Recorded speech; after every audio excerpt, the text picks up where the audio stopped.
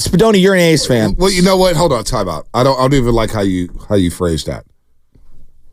Give me a minute to talk baseball. No. Like I'm anti-baseball. No. Because I saw something yesterday. Our boy Jason Missler was like, Bonte, let him talk baseball.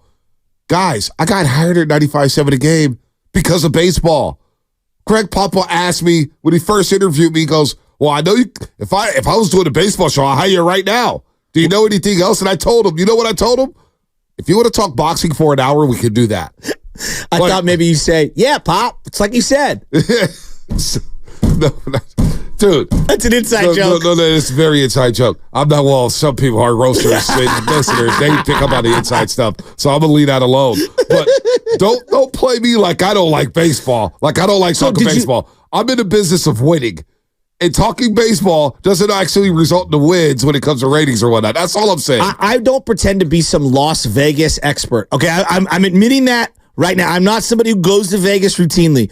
I went to Vegas in early December. We went to Vegas as a crew and for the Super Bowl. All right.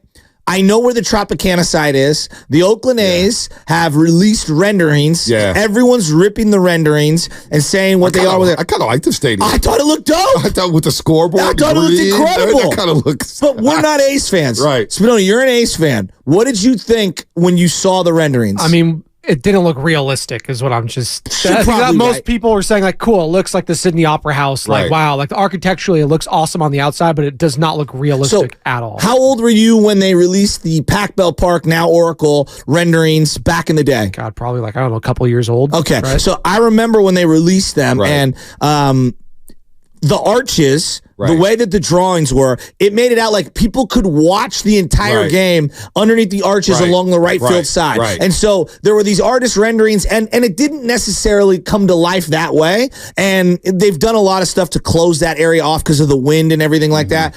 Like, I don't take these artist renderings as like the gospel of what the stadium's going to look like. I just thought the design was cool. Yeah, I did too. I think it's going to, like, again, I'm not saying that I want the A's to leave. I'm saying that if I was running a baseball team, I understand wanting to be the appeal of wanting to be a big corporation on the Strip. We were just at the Strip.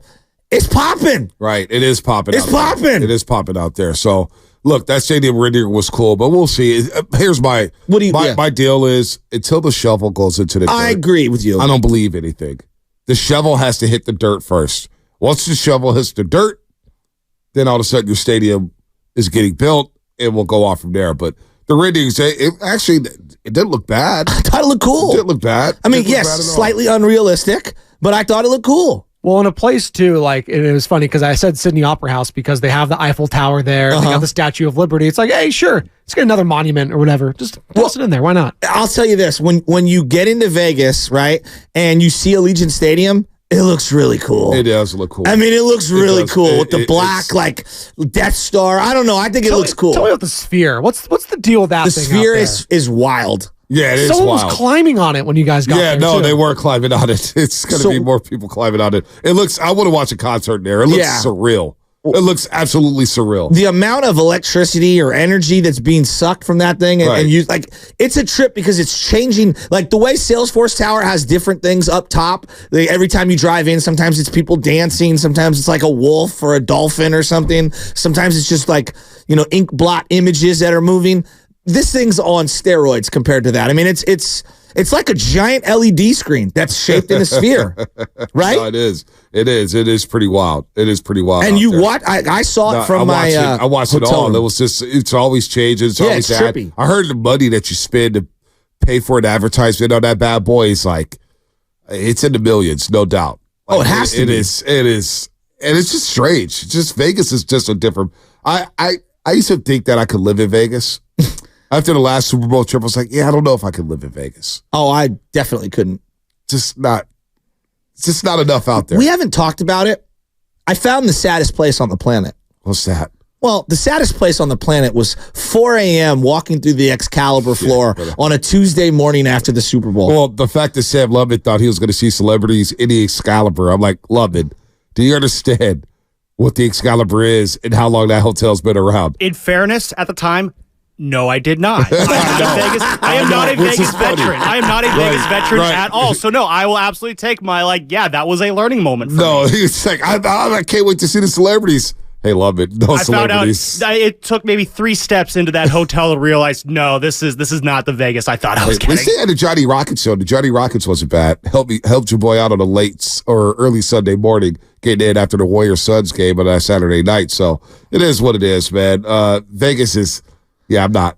We haven't even had a chance to digest that Vegas trip. I watched Sam Lubman put down a Guinness in 2 sips. Damn. He's Irish. So I take my time with that one. I actually had a beer with Lubman. Well, I had like a quarter of a beer, maybe a half a beer, and he chugged his entire Guinness. By the way, I just looked at our emails. I was looking at our emails as we talk about Lubman. The boss man's out today. So now we can do whatever the hell we want. No wonder you're feeling spicy. You saw that email that the boss man's out. He's not listening. Look. I'm sick. Look. Hit the brakes. Look. I mean, I'm sure he's still probably listening. Nah, he sent the tweet out to try to play us like we're the only show that doesn't break on time. Come on, dude. I mean, everybody's always pointing the finger at us. You heard Draymond. The most, what is shocked you talking to me. No. Don't be shocked. Don't be shocked. What's the rejoin that he came in with? Hey, you can follow and the best Warriors coverage. Nation. It's Draymond Green. Tip-off is coming later today with the great Tim Roy. And then tune into the Morning Roast tomorrow morning for the best Warriors coverage. That's what needs to be said about our show. Not, we're hard on Draymond, we're the hard. Like Mark Miller was basically putting me and Joe in this box that we were the hardest on Draymond Green, and we were all trying to get Draymond Green out of here, and we were, those guys, emotional radio, yada, yada, yada. Leave us alone. We're staying in our own lane here, all right? We're in our own lane. And we've been optimistic about this basketball team throughout. And with 22 games left, and with them sniffing the playoffs, and the Kings are fading away, and the Suns are hanging out for dear life, it's go time. You heard Draymond Green. The best Warriors coverage in the Bay Area, okay? We're not ripping these guys left and right. We're not focused on the offseason with 22 games left to play, all right? If Giannis wants out of Milwaukee, could the Warriors swing a deal by just trading Moses Moody? 888-957-9570. We don't do that on this show. We don't do the narrative stuff. We haven't even gotten to the Niners offseason, really.